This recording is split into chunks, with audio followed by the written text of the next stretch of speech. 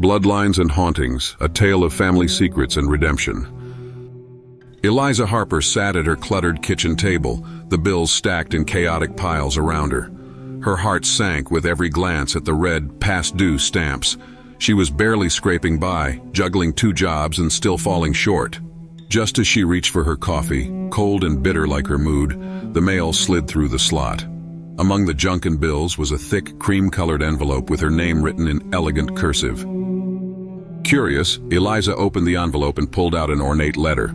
It read, "Dear Miss Harper, we regret to inform you of the passing of your great-aunt Matilda Sinclair.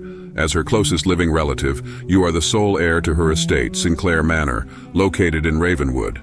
Please contact our office for further details." Eliza froze. Great-aunt Matilda? She had no recollection of any such relative, yet the promise of an inheritance offered a glimmer of hope amidst her financial struggles. A week later, Eliza drove through the winding forest roads leading to Ravenwood. The dense trees and eerie silence of the countryside unsettled her, but she pressed on. When she arrived, Sinclair Manor loomed before her, a towering Gothic structure with ivy-covered walls and shattered windows. "Home sweet home," she muttered, clutching her coat tighter against the chill. Inside, the air smelled of mildew and decay. Dust blanketed the furniture and the shadows seemed unnaturally deep. Despite the state of disrepair, the house had an undeniable grandeur, a relic of a bygone era. That night, Eliza slept fitfully in one of the cleaner bedrooms. The creaks and groans of the house kept her on edge. Around midnight, she awoke to the sound of footsteps echoing down the hall. She sat up, heart pounding. "Hello? Is someone there?" she called out, her voice trembling. Silence. Summoning her courage, she grabbed a flashlight and ventured into the hallway.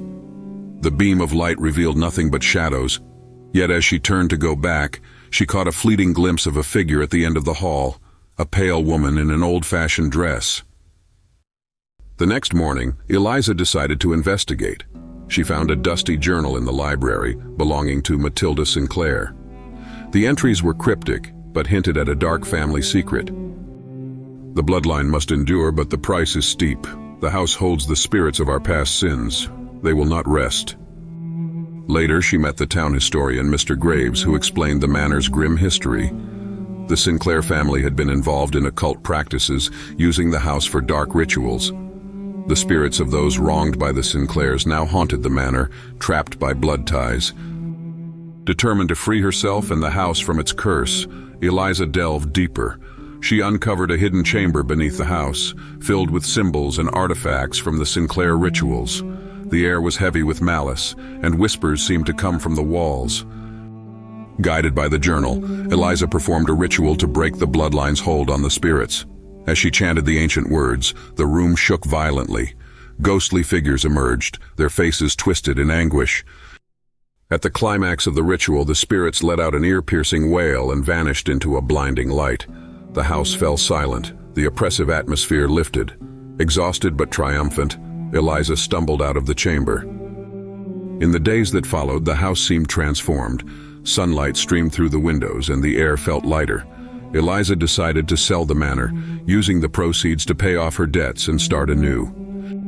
As she left Sinclair Manor for the last time, she felt a strange mix of relief and sorrow. Though she had been freed from the family's dark legacy, she knew she would never forget the price of bloodlines and hauntings.